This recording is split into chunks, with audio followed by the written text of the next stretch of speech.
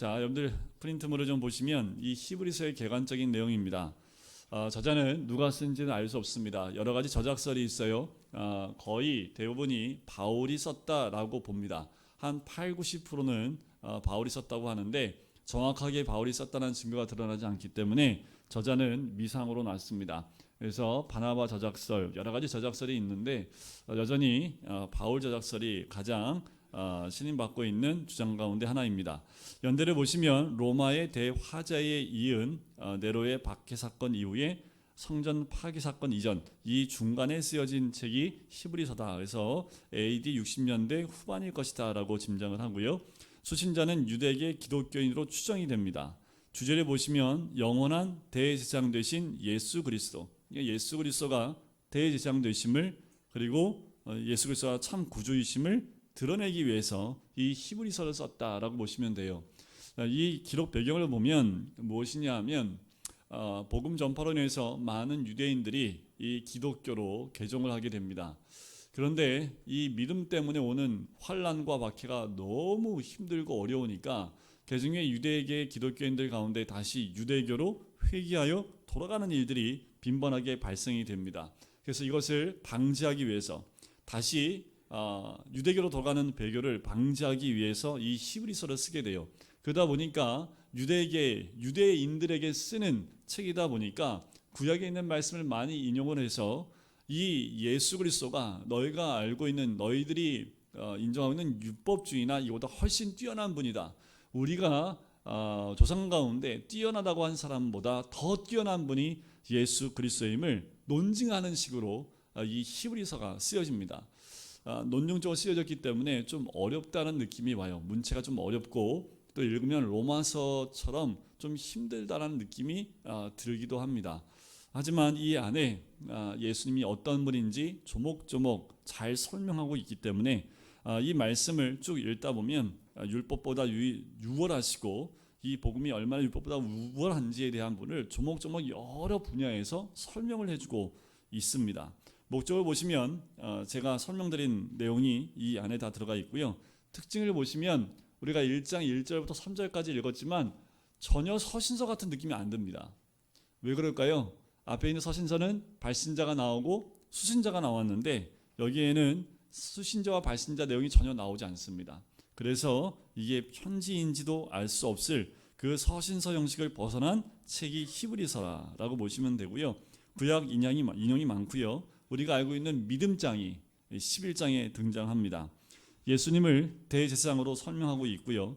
특별히 두 번째 회개 불가능을 언급하고 있습니다. 두 번째 회개 불가능, 예수 그리스도를 믿고 다시 배교했다가 다시 돌아오는 것이 불가능하다라는 것을 언급하면서 다시 예수님을 부인하지 못하도록 하는 그 방지 역할을 하기 위해서 이 부분을 언급을 하지요. 또 9장과 10장은 레위기에 있는 내용들, 제사법이 나오기 때문에 신약 속의 레위기라고 하는 부분이 9장과 10장입니다. 그리고 예수님과 비교하는 비교급이 많이 등장하기 때문에 비교급의 서신이다 라고도 얘기를 합니다. 그래서 예수 그리스도의 오대비 우월성에서 이 히브리서 안에는 1장부터 5장까지 각 장마다 거의 대부분 한 명씩과 예수님을 대비해서 예수님의 우월성을 증명하는 그 내용이 기록되어져 있습니다. 자, 우리 성경책을 한번 가볼까요?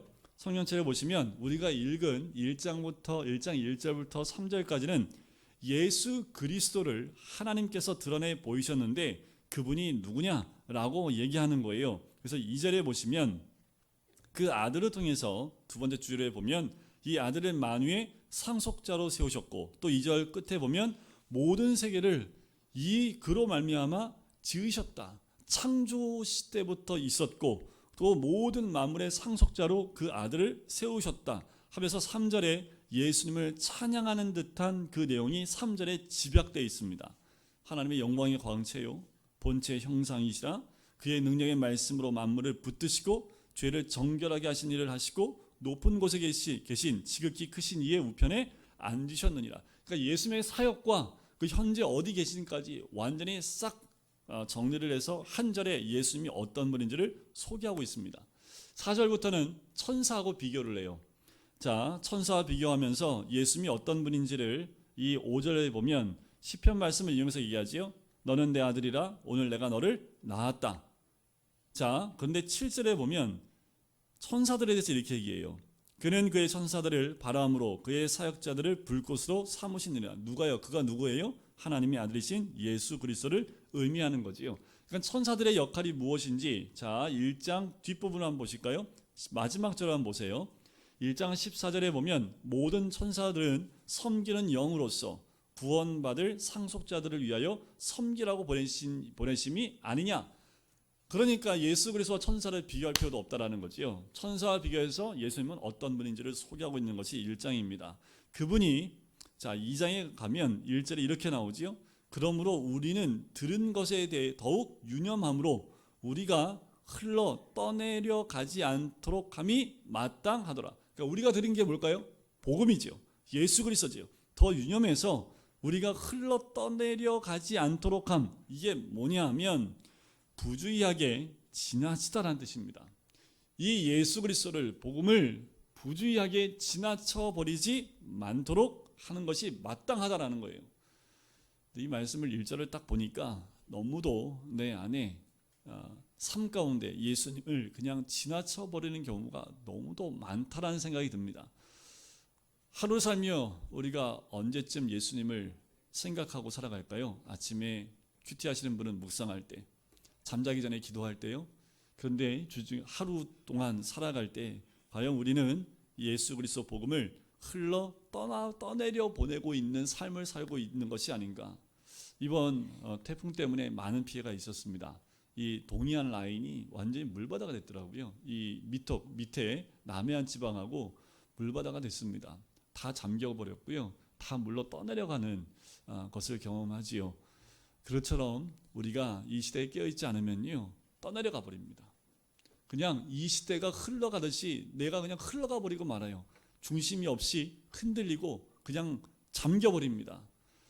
예수 그리스도, 그분이 우리 삶의 중심에 있지 못하게 되니까 어떻게 해요? 그렇게 안 하는 것이 마땅하다라고 이야기합니다. 천사들을 통하여 말씀하신 것 2절에 보면 이렇게 얘기하지요.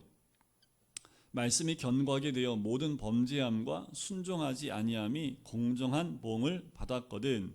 더 큰 구원이 있는데 너희가 이것에 더 중심을 둬야 되지 않겠느냐라고 이야기하는 겁니다. 그러면서 5절부터 마지막 18절까지는 그리스도의 한시적인 비하, 그러니까 잠깐 예수님이 인간의 몸으로 오신 그 의미가 무엇인지를 설명하는 것이 5절부터 18절까지의 내용이에요. 자, 7절에 보니까 이렇게 나오지요. 잠시 동안 천사보다 못하게 하시며 영광과 존귀로 관시우시며. 그러니까 예수님을 천사보다 못하게 하신 것 때문에 천사보다 우월하지 못한 존재로 예수님을 이들이 생각하기 때문에 그렇습니다. 하지만 인간의 몸으로 오신 예수님이 9절을 보시면 이렇게 나옵니다. 자, 오직 우리가 천사들보다 잠시 동안 못하게 하심을 입은 자, 곧 죽음의 고난 받으심으로 말미암아 영광과 존귀로 관을 쓰신 예수를 보니, 그 예수가 어떻다고요? 영광과 존귀로 관을 쓰신 분이에요. 뭘로요? 고난을 통해서요. 죽음의 고난을 받으심으로 영광과 존귀의 관을 쓰신 분이 예수님입니다. 그러니까 그 비하된 것, 십자가의 죽으심에 대해서 이것이 오히려 어떻게 해요? 영광과 존귀의 관을 주신다. 9절 끝에 그 이유가 뭘까요? 모든 사람을 위하여 죽음을 맛보려 하십니다.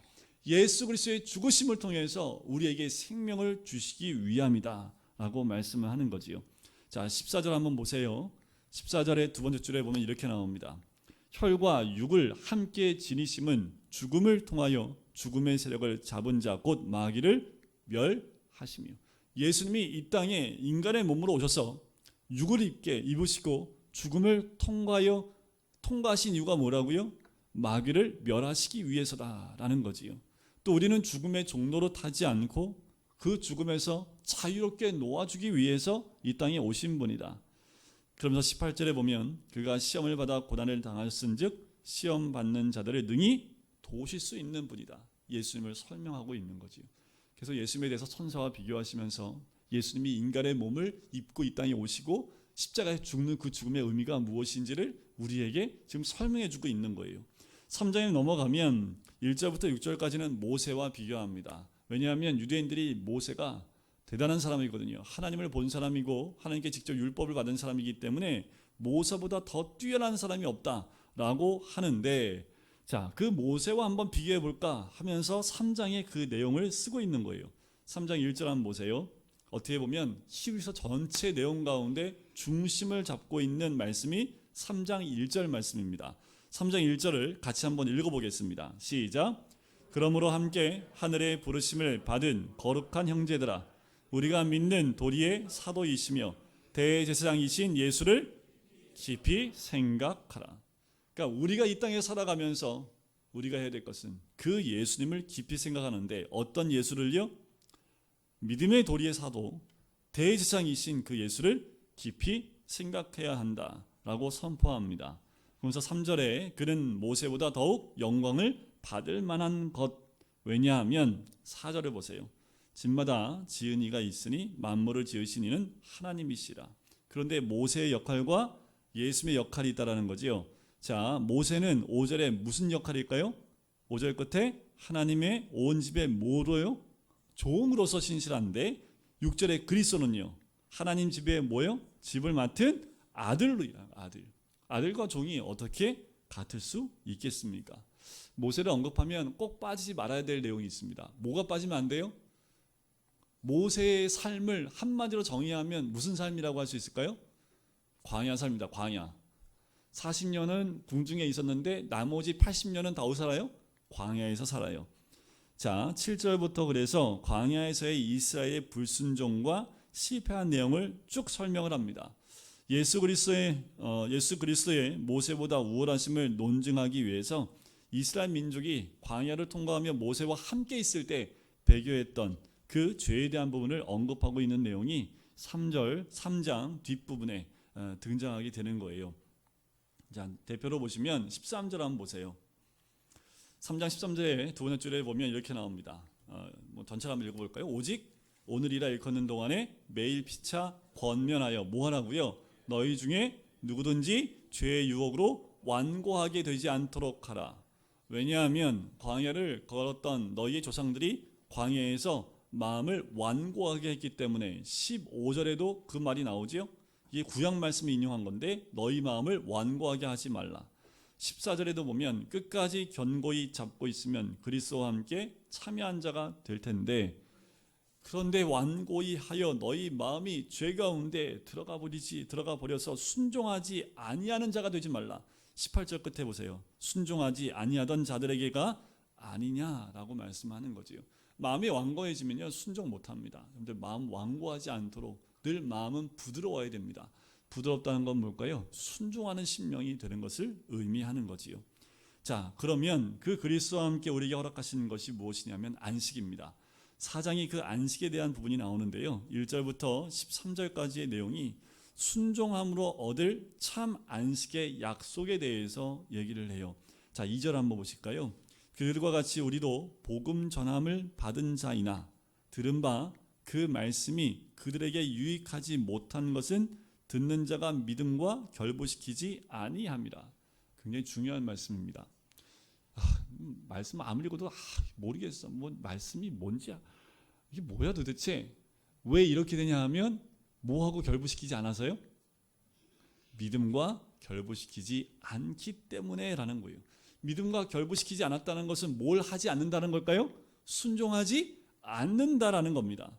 그 말씀이 유익하지 못한 것으로 듣는 자가 믿음과, 그러니까 이 말씀이 나하고 유익하지 않아, 이 말씀 들었잖아, 뭔지도 모르겠고 유익하지도 않아 라고 하는 것은 우리가 믿음으로 그 말씀을 받지 않기 때문이다 라는 겁니다.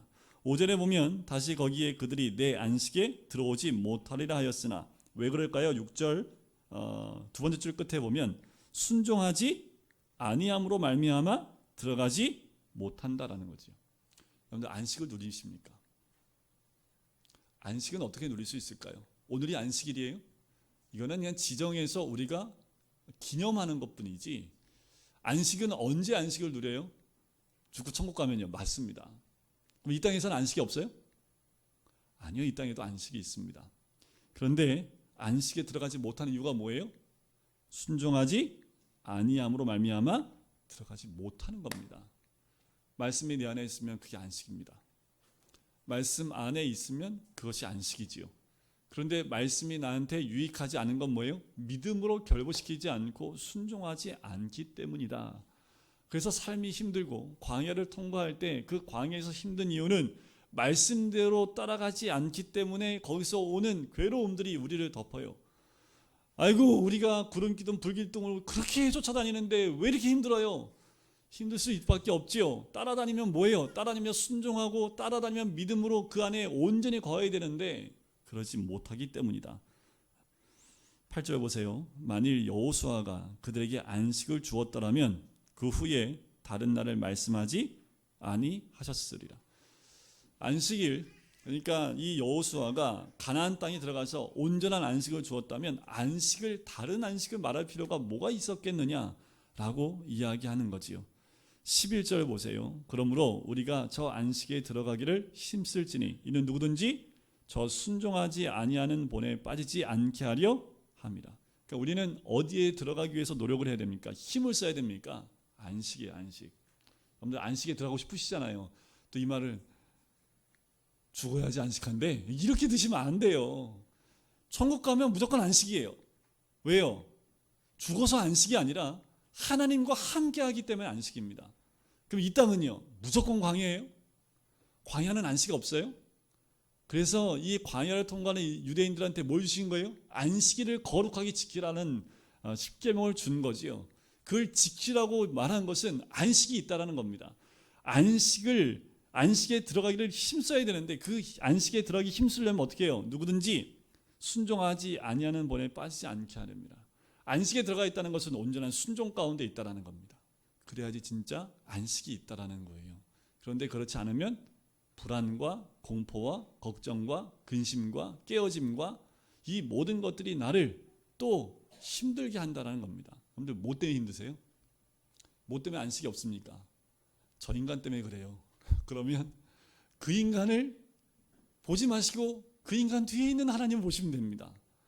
그 인간이 뭐라고 얘기하든 그건 인간이 얘기하는 거니까 내가 하나님 말씀 안에 있으면 그것도 품을 수 있는 안식 가운데 웃을 수 있는 참 재밌는 얘기를 들었어요. 뭐냐 하면 웃으면 아무리 화가 나더라도요 웃고 있으면 더 화 못 냅니다.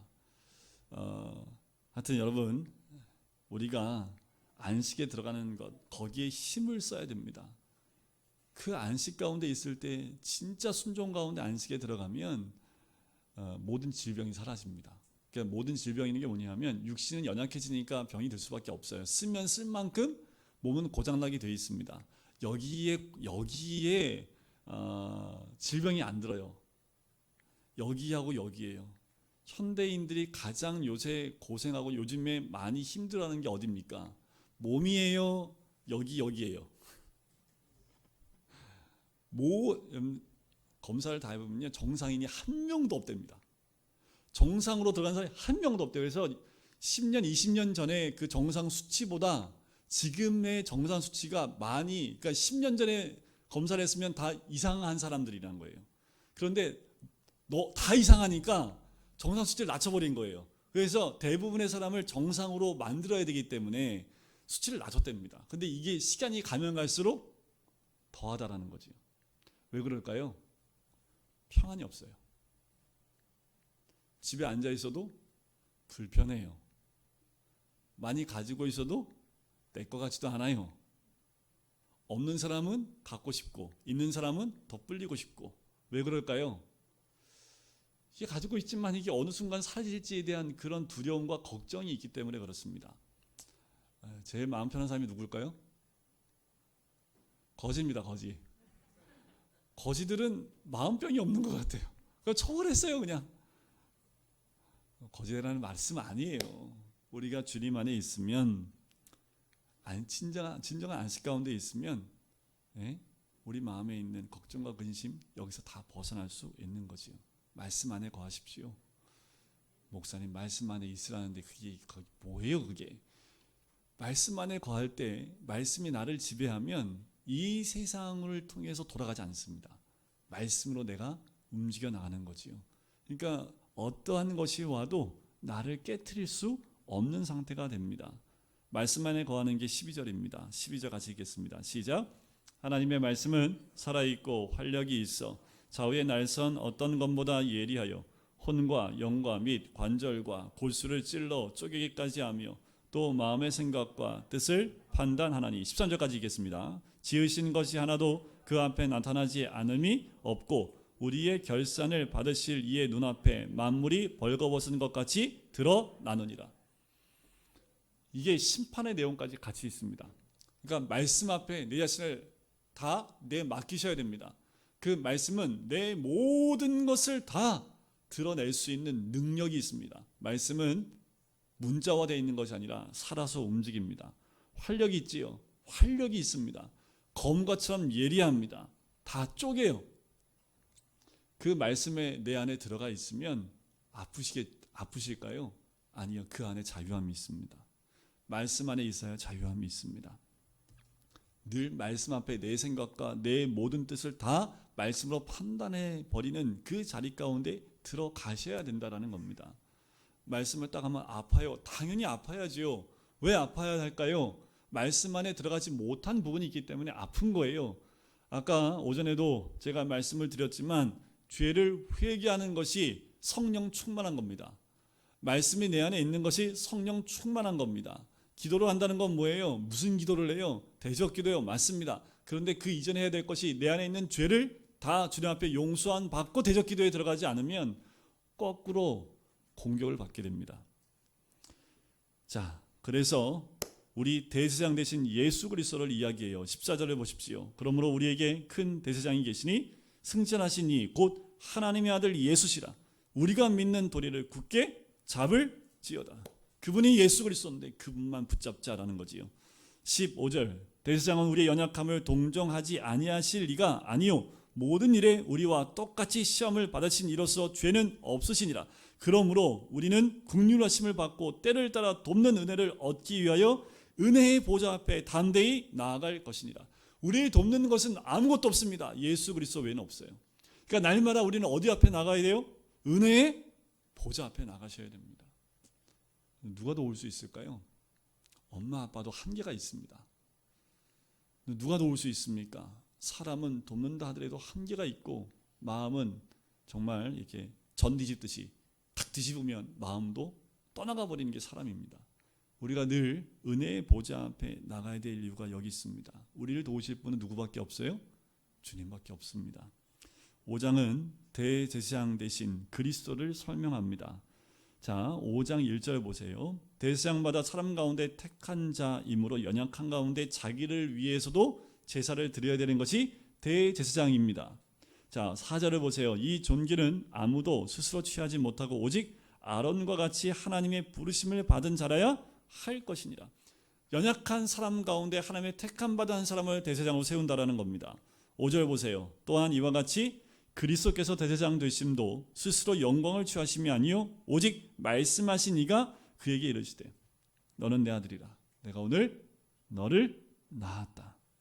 6절 내가 영원히 멜기세덱의 반차를 따르는 제사장이라. 7절 그분께서 육체에 계실 때 자기를 죽음에서 능히 구원하실 이에게 심한 통곡과 눈물로 간구와 소원을 올렸고 그의 경건하심으로 말미암아 들으심을 얻었느니라. 그가 아들이심으로 받으신 고난으로 순종함을 배웠다라고 이야기하시지요. 9절 한번 보세요. 9절은 온전하게 되셨은즉 그것이 곧 모든 자에게 영원한 구원의 근원이 되셨다. 우리 예수님이 겟세마네에서 통곡의 눈물을 흘리시면서 순종을 배우셨고 그 순종함으로 십자가에 죽으셨습니다. 그래서 순종하는 모든 자에게 영원한 구원의 근원이 될 수 있는 것이다. 우리도 예수 그리스도와 함께 십자가의 길을 갑시다라고 얘기하는 것은 순종의 자의 자리에 들어갑시다 라는 말과 똑같은 거지요. 자, 그러면서 5장 11절부터요 무슨 내용이 나오냐 하면 영적으로 미성숙한 사람에 대한 부분이 나옵니다. 자, 13절을 보세요. 무슨 내용이냐? 어떤 사람이 어린아이, 미성숙한 믿음이냐면 젖을 먹는 자마다 어린 아이니 젖을 먹는 사람들입니다. 의의 말씀을 경험하지 못한 자요. 단단한 음식은 장성한 자의 것이니 그들은 지각을 사용함으로 연단을 받아 선악을 분별하는 자들이니라. 성숙한 사람들은 어떤 사람일까요? 의의 말씀을 경험한 사람들, 단단한 음식을 먹는 사람들, 그리고 지각을 사용하는 사람들, 선악을 분별하는 사람들이 어떤 사람들이에요? 성숙한 사람들입니다. 반대가 미성숙한 사람들, 그러니까 어린아이와 같은 신앙을 가진 사람들, 선악을 어떻게 분별해요? 분별 못합니다. 말씀이 없으니까. 뭐가 선이고 뭐가 악이에요? 나한테 좋으면 선이고 나한테 안 좋으면 악입니다. 지각으로 움직여요? 감정으로 움직여요? 감정으로 움직이는 사람이 미성숙한 사람이지요. 단단한 음식을 먹어요? 못 먹어요? 못 먹어요. 단단한 음식이 뭘까요? 의의 말씀을 의미합니다. 말씀을 들을 때에 이것이 나에게 책망의 말씀을 받을 때 그것을 달게 받는 사람이 성숙한 사람이고요. 한번 생각해 보세요. 우리도 세 아이가 있는데 나이차가 쭉 있잖아요. 위에는 중학생이고 밑에는 초등학교 1학년입니다. 뭘 혼내고 뭔가 훈계를 하면 그것을 달게 받는 것이 밑에가 잘 달게 받을까요? 위에가 달게 받을까요? 엄마가 얘기할 때와 아빠 얘기할 때 좀 다르긴 해요. 엄마가 얘기하면 애들 셋 다 잘 안 받아요. 이상해요. 저도 그랬던 것 같아요. 엄마가 얘기하면 잔소리 듣고 아빠가 얘기하면 귀담아 들어요. 이게 조금 아직은 네. 근데 보면 막내는 아무리 얘기도 안 돼. 이쁜 짓 하면 그냥 다 끝나는 거잖아요, 그죠? 막내는. 그런데 위에는요, 말이 통하지요. 그래서 어떠한 말을 할 때 조곤조곤 이 부분에 대해서 네가 뭘 해야 될지 얘기하면 습득을 해요. 인정을 하고 받아들이면 바뀌어요. 성숙한 자, 조금이라도 나이가 든 사람이 이와 같은 모습이라는 거지요. 신앙도 마찬가지입니다. 신앙이 연수가 아닙니다. 신앙도 마찬가지다라는 거지요. 자, 6장에 가면 두 번째 회개 불가능에 대한 부분 나옵니다. 4절부터 6절까지인데요. 제가 한번 읽어드려 볼게요. 가슴을 확 붙잡고 들으셔야 돼요. 이건 좀 무서운 말씀입니다. 한번 빛을 받고 하늘의 은사를 맛보고 성령에 참여한 바 되고 하나님의 선한 말씀과 내세의 능력을 맛보고. 자, 여기까지 다 맛보셨죠? 고개를 좌우로 흔드신 분 없으시죠? 위아래를 끄덕이잖아요, 그죠? 네. 그런데 6절, 타락한 자들은, 그렇게 그것을 맛보고도 타락한 자들은 다시 새롭게 하여 회개하게 할 수 없나니. 왜냐하면 예수님의 아들, 하나님의 아들 예수 그리스도를 다시 십자가에 못 박아 드러내놓고 욕되게 함이기 때문이다 라는 거지요. 다시 주님을 떠나는 일, 두 번째 회개가 불가능하기 때문에 배교의 무서운 결과에 대해서 책망을 하는 것과 마찬가지입니다. 그러니 어떠한 고난이 와도 인내를 가지고 소망을 가지고 믿음 가운데 있어야 됨을 이야기하는 것이 9절부터 20절까지의 내용입니다. 특별히 보시면 17절을 보세요. 하나님은 약속을 기업으로 받는 자들에게 그 뜻이 변하지 아니함을 충분히 나타내시려고 그 일을 맹세로 보증하셨나니. 그 예가 누구냐 하면 아브라함이다. 13절에 나오지요. 아브라함에게 약속하실 때 하나님이 그 약속을 지키신 것처럼 지금도 그 약속은 변개치 않는다. 하나님은 약속하신 분이기 때문에 너희가 하나님을 떠나지 않는 이상 하나님은 그 기업, 약속을 분명히 지키는 분. 19절에 보세요. 우리가 이 소망을 가지고 있는 것은 영혼의 닷 같아서 튼튼하고 견고하여 휘장 안에 들어가나니 그러므로 앞서가신 예수께서 멜기세덱의 반차를 따라 영원히 대제사장이 되어 우리를 위하여 들어가셨느니라. 인내하고 소망을 가지면 하나님의 약속은 이루어짐을 이야기하지요. 7장에서는 그 멜기세덱, 지극히 높으신 하나님의 제사장 된 멜기세덱과 예수님의 연결성을 이야기합니다. 아브라함을 축복했던 사람이 멜기세덱입니다.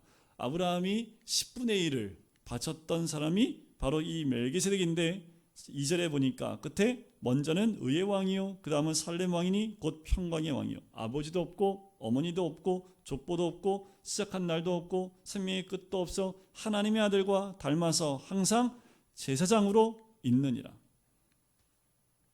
예수님이 어느 족보 어디에 서 있는 분인지를 이야기합니다. 4절부터 10절까지 나온 것은 레위 지파의 제사장들보다 우월한 멜기세덱에 대해서 이야기를 하고 있는 부분이 이 부분이지요. 왜요? 그들이 조상이라고 믿음의 조상으로 얘기하는 아브라함도 11조를 드렸던 사람이기 때문에 그렇습니다. 그래서 11조부터 나오는 것은요, 11절부터 마지막 25절까지 나오는 내용이요, 멜기세덱의 반차를 쫓아 하나님의 영원한 대제사장이 된 그리스도를 이야기합니다. 족보를 따라서 나시게 하셨지만 예수님은 그 레위 계통의 제사장 직분을 얻은 것이 아니라 멜기세덱의 그 계통을 통해서 대제사장의 직분을 받으신 분이 우리 예수 그리스도임을 이야기합니다. 그래서 17절에 보세요. 내가 영원히 멜기세덱의 반차를 따르는 제사장이라 하였도다. 시편 110편 4절 말씀을 인용해서 많이 등장을 합니다. 우리 예수님이 그 제사장 되심은 멜기세덱의 반차를 이어받았다라는 것을 설명하고 있는 거지요. 자, 26절부터 28절까지는 완전한 대제사장 되신 그리스도에 대한 설명이 있고요. 그리고 8장에 넘어가면 이제 더 좋은 언약의 중보자이신 예수 그리스도를 설명합니다. 자, 멜기세덱의 반차를 따른 대제사장 되신 예수 그리스도, 그런데 더 나아가서 더 새 언약인 좋은 언약의 중보자가 되신 예수 그리스도에 대해서 그 언약의 중보자로 이 8장은 넘어갑니다. 8장 1절 보세요. 1절을 같이 한번 읽겠습니다. 시작. 지금 우리가 하는 말의 요점은 이러한 대제사장이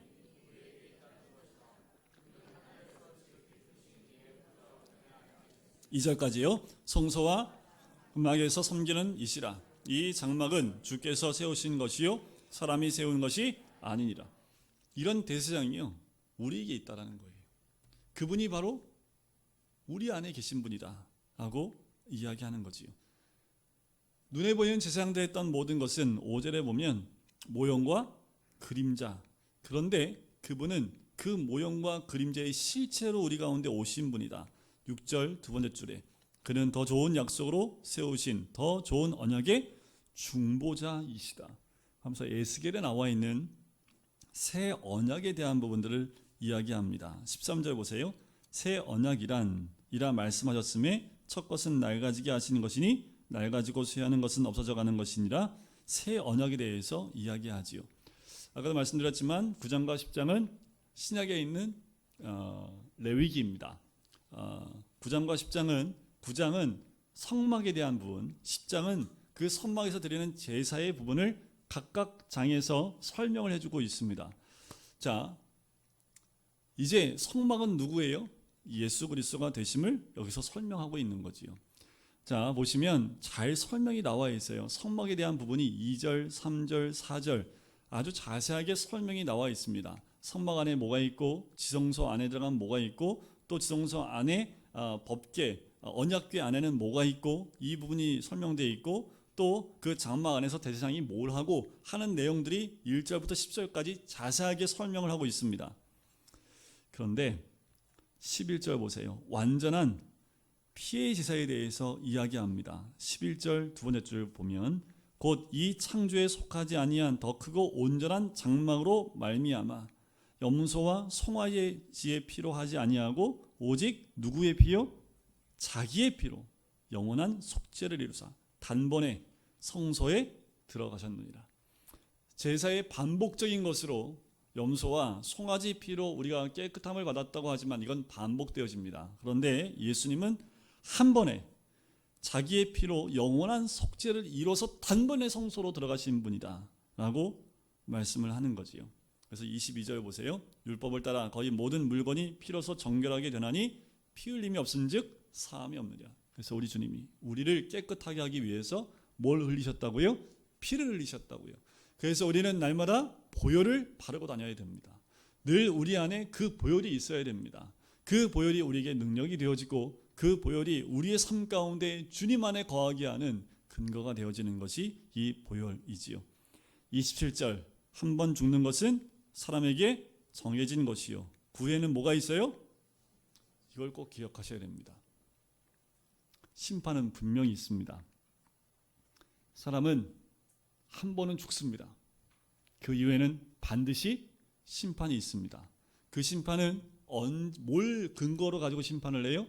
이 땅에 살아있을 때 우리의 삶을 보고 심판을 하는 거지요.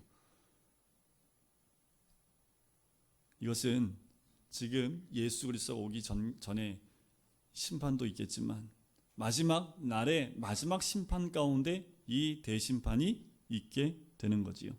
자, 10장은 제사에 대한 부분이 나옵니다. 율법은 장차 올 좋은 일의 그림자일 뿐이요 참 형상이 아니다 라고 얘기하지요. 4절에 보면 황소와 염소의 피가 능히 죄를 없이 하지 못함이라 하면서 제사의 역할에 대한 부분을 이야기를 합니다.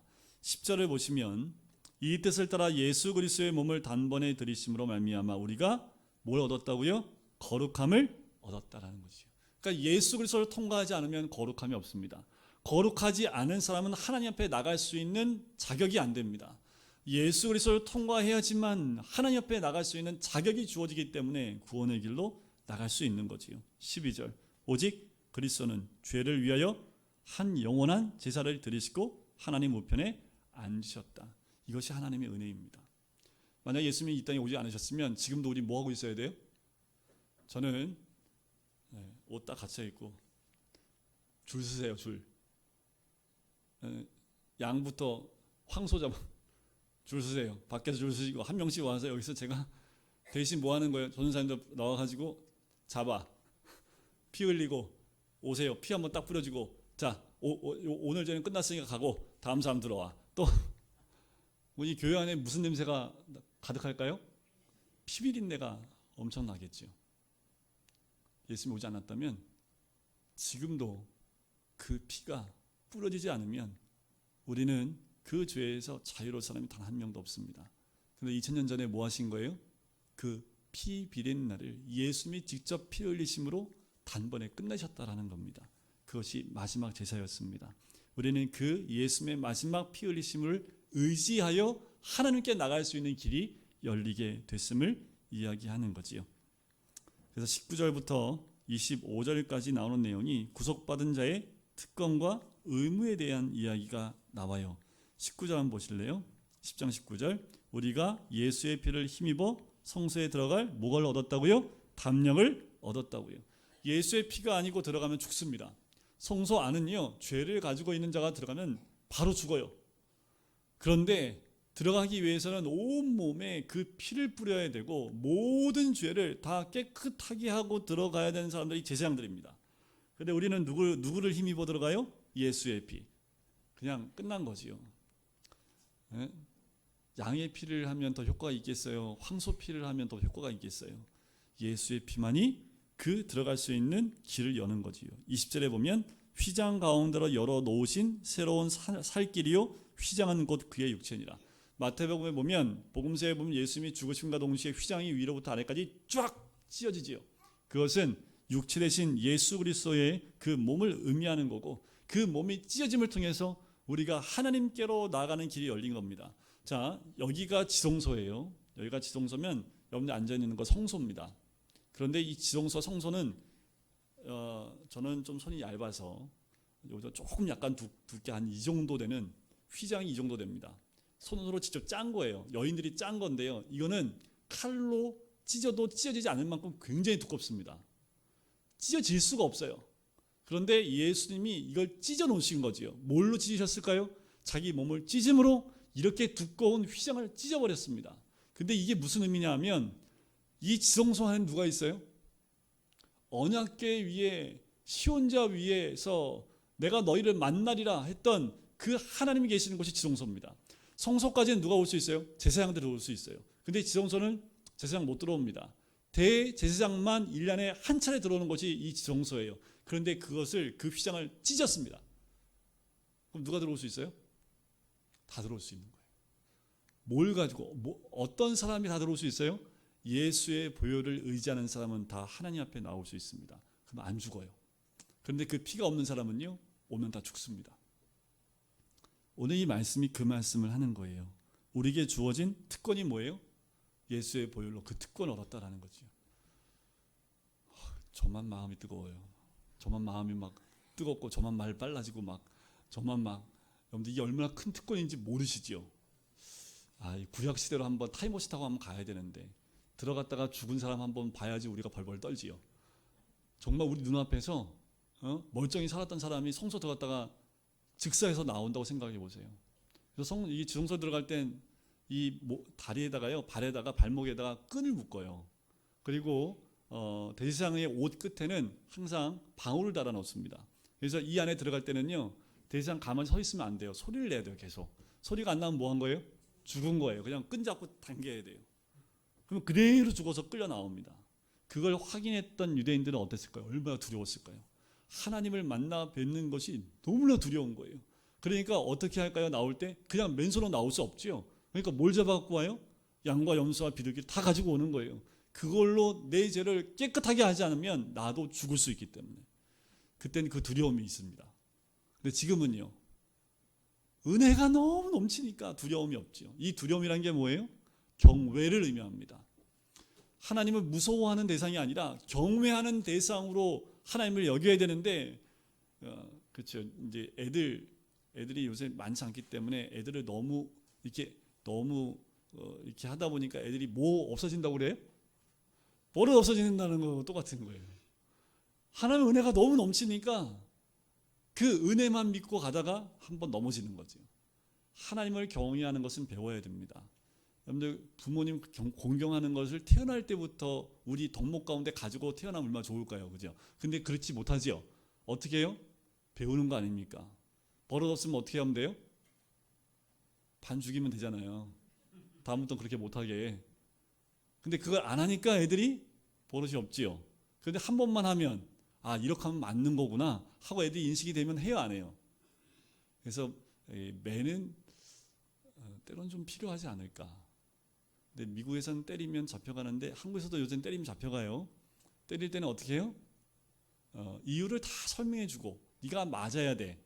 그럼 맞아야 되고 설명했는데 안 때리면 안 돼요. 맞아야 될 이유를 얘기를 했으면 때려야 됩니다.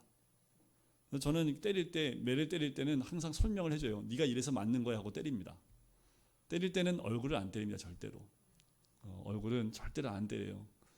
때리면 안 되는 곳이기 때문에 주로 밑에 부분을 허벌나게 때리지요. 밑에 부분을 맞아야지 그 다음엔 정신을 차리기 때문에 우리가 하나님의 은혜를 누렸으면요, 그 은혜 가운데 늘 경외함이 있으면 되는데 이 경외함이 상실되잖아요. 그러니까 하나님은 어떻게 해요? 경외를 다시 얻게끔 하나님을 무서워할 수 있는 일들을 우리에게 허락하시는 거죠. 근데 하나님은 우리를 멀리하려고 하는 것이 아니라 참 아들됨을 우리가 깨닫게 하기 위해서. 그래서 여러분들 12장은 잠깐 넘어볼까요? 12장에 넘어가 보시면 12장에 이런 내용이 나와요. 12장 8절. 자, 8절 다 같이 한번 읽어볼게요. 시작. 징계는 다 받는 것이거늘 너희에게 없으면 친아들이 아니라. 자, 요 짧은데 요 보세요. 4절부터 13절까지 징계라는 말이 8번 등장합니다. 그러니까 징계는 있어야 돼요, 없어야 돼요? 있어야 된다라는 거예요. 남의 자식 징계해요, 안 해요? 큰일 나죠. 근데 아들인데 버릇이 없어. 그러면 가르쳐야 되죠? 누가 가르쳐요? 부모 가르쳐야죠. 그러니까 진짜 내가 사랑하는 아들이면 때려서라도 가르치는 거 아닙니까? 사생자라고 하면 그러지 않을 수 있을지 모르지만 친아들이기 때문에 하나님도 우리를 어떻게 해요? 이런 징계 가운데 우리를 인생의 채찍으로 치신다라는 겁니다. 뭐하기 때문에요? 우리가 친아들 되기 때문에, 친자녀이기 때문에 그렇다라는 거죠. 자, 다시 10장으로 넘어올까요? 10장 25절. 자, 요거 우리가 이 소망을 굳게 붙잡고 구원받은 자의 특권인데 의무가 뭐냐 하면 24절부터 같이 읽겠습니다. 시작. 서로 돌보아 사랑과 선행을 격려하며 모이기를 패하는 어떤 사람들의 습관과 같이 하지 말고 오직 권하여 그날이 가까움을 볼수록 더욱 그리하자. 구속받은 자의 특권과 의무인데 그 구속받은 자의 의무가 뭐라고요? 서로 돌보아 사랑과 선행을 서로 격려하면서 모이기에 힘을 쓰는 것. 근데 예수님이 딱 오셨는데 오늘 마침 무슨 일이 있어갖고 오늘 못 나왔어. 근데 오늘 예수님이 오셨어. 안 되잖아요, 그죠? 안 되잖아요. 그러면 예수님 오셨을 때 이 자리에 있어야죠. 예수님 오셨을 때 이 믿음의 공동체 자리에 있어야지요. 믿음의 공동체에서 벗어나는 건 그거 하지 말라는 거예요. 그래서 지금 구속받은 자의 의미가 뭐예요? 믿음의 공동체 안에 거하라는 겁니다. 거하지 않으면 뭐가 될까요? 죄 짓는 곳으로, 세상으로 나갈 수밖에 없습니다. 믿음의 공동체 안에 있어야 된다. 26절부터 29절까지는 또다시 두 번째 회개 불가능에 대한 내용이 이곳에 나옵니다. 이건 나중에 읽어보시고요. 32절부터 39절까지는 신앙 성장에 대한 권면을 하는데, 자 35절 보세요. 그러므로 너희 담대함을 버리지 말라. 이것이 큰 상을 얻음이라 하면서 자 하박국서 2장 말씀을 인용을 합니다. 38절 나의 의인은 무엇으로 말미암아 살리라? 믿음으로 말미암아 살리라. 또한 뒤로 물러가면 내 마음이 그를 기뻐하지 아니하리라. 뒤로 물러간다는 건 뭐예요? 믿음에 서 있지 못하고 믿음에서 떠나버리는 것을 뒤로 간다는 거지요. 그러면 우리 하나님이 뭐 하신대요? 기뻐하지 않는데요. 39절 같이 읽겠습니다. 시작. 우리는 뒤로 물러가 멸망할 자가 아니요 오직 영혼을 구원함으로 이르는 믿음을 가진 자니라. 뒤로 물러가면 뭐에 빠져요? 멸망에 빠집니다. 여러분 멸망에 한번 빠져보시랍니까? 그러지 마십시오. 믿음, 그 믿음 가운데 있어야 할 멸망 가운데 가시면 안 돼요. 뒤로 물러가시면 절대로 안 됩니다. 믿음 가운데 있어야지요. 그 믿음 가운데 있는 자만이 영혼을 구원함에 이르게 된다라는 겁니다. 여러분들 이 짧은 인생이에요. 요새 길면 100세, 120세 얘기하지만 영혼에 비하면 이건 점도 안 됩니다. 그런데 우리 주님이 이 점과 같은 인생으로 우리의 영생을 주시겠다고 말씀하시잖아요. 근데 이 점과 같은 인생을 뒤로 물러가는 침륜에 빠져버리게 되면 답이 없어요. 그래서 어떤 목사님은 채찍 들고 다니면서 때려야 된다고까지 말씀하십니다. 설교 말씀을 은혜로 하시면 안 된다고 말씀하시는 목사님들이 계세요. 말씀으로 때려야 된다고, 정신 차리게 때려야 된다고 얘기하시는 분이 계세요. 그래서 뭐라고 하냐면 너희들이, 선배 목사님이신데 너희들이 책임질 거야. 너희들이 깨우지 못해서 그 영혼들이 침륜에 빠져버리면 그 피는 누구에게서 찾을 거냐? 바로 목사들 너희한테 찾을 거니까 설교할 때 영혼을 깨우는 말씀을 해라. 오늘 말씀이 나왔으니까 제가 이 얘기하지요. 그런데 여러분들 깨어 계셔야 됩니다. 때가 얼마 안 남았어요. 에휴, 잠깐 목사님 잠깐만 좀 나갔다 올게요. 그 잠깐이 영혼이 될 수 있습니다. 우리 인생엔 잠깐이 없어요. 우리 인생엔 영혼만 있습니다. 이 영혼을 위해서, 그래서 이번에 구원해야 될 사람을 구원시켜야 되는 거예요. 이상하게 올해는 이상하게 메시지가 다 많네요. 또 이렇게 지금 여기 좀 적어놓으신 분들이 친인척 가족들 많은 거 알아요. 목숨 거셔야 됩니다. 여기에 있는 분들도 목숨을 거셔야 됩니다.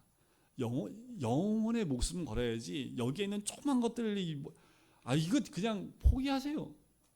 너 갖고 싶어 다 가져. 너희 가는 대신 나는 이 영혼을 선택할 거야. 더 큰 걸 선택해야지요. 작은 것을 선택해서 가면 안 되겠지요. 그러면서 11장은 전체가 믿음장입니다. 아주 유명한 장이지요. 이거 한번 나눠서 하려면 3박 4일을 다 해도 모자르기 때문에 넘어가겠습니다. 감사하지요. 4시가 넘었기 때문에 제가 11장을 설교를 할 수가 없습니다. 11장은 많이 들으셨기 때문에 그냥 11장은 집에서 주상창 읽으시면 됩니다. 자, 13장으로 넘어가 볼게요. 13장은 이제 선행에 대한 권면을 하면서 이 마지막 때에 자, 선행을 권면하면서 13장 5절을 보세요. 뭘 사랑하지 말고 돈을 버리라고 얘기하는 거 아니에요. 돈을 버리라는 것이 아니라 돈을 사랑하지 말라고요. 뭐 하라고요? 있는 바를 족한 줄로 알라. 그가 친히 말씀하시기를 내가 결코 너희를 버리지 아니하고 너희를 떠나지 아니하리라. 이걸 믿으셔야 됩니다. 믿으세요. 그러면서 구원받은 자가 어떤 삶을 살아야 될지 8절 보세요. 예수 그리스도는 어제나 오늘이나 영원토록 동일하신 분, 그 분을 우리가 믿고 나갈 때에 그 예수 그리스도가 이와 같은 분이다라고 우리에게 말씀을 하는 거죠. 여러분 히브리서 전체를 제가 굉장히 빠르게 한 40분 정도로 요약해서 말씀을 드렸지만 이 안에 예수 그리스도가 어떤 분인지 다 녹여놨고요. 우리가 그 예수 그리스도를 믿음으로 믿음의 사람이 되어지면 누리는 은혜가 무엇인지도 다 녹여놨고요. 그래서 그 믿음을 가진 우리가 어떤 삶을 살아야 되는지, 그 선택을 어떤 곳에 둬야 될지를 다 녹여놓은 책이 히브리서입니다. 한 절 한 절이 해석하기 어렵고 힘들지 모르지만 전체를 보면 히브리서 전체는 예수 그리스도 믿음 삶입니다. 이것이 우리 삶 가운데 있어야 되겠지요. 우리 시간에 같이 기도하겠습니다.